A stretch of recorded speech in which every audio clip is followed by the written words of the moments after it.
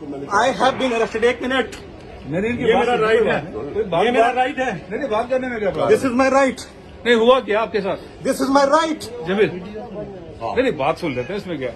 हाँ जमील, कोई परेशानी की बात नहीं है। होम मिनिस्ट्री के ऑर्डर पे हाँ, just because I am speaking the truth कोई परेशानी की बात नहीं। टॉर्चर आप बहादुर किया, हो। मुझे नंगा किया गया है, मेरे कपड़े उतारे, मेरे चपेटे मारी गई हैं।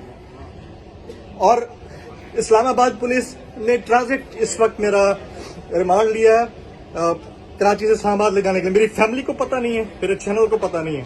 आप प्लीज ये बात पहुंचाएं। आप बिल्कुल परेशान नहीं हो, पूरी कौम आपके साथ है, पूरा पाकिस्तान आपके साथ है। आप बस बहादुरी का मुजाहरा करें, इंशाल्लाह इंशाल्लाह अपने साथ इंशाल्लाह हम भी सारे इंशाल्लाह।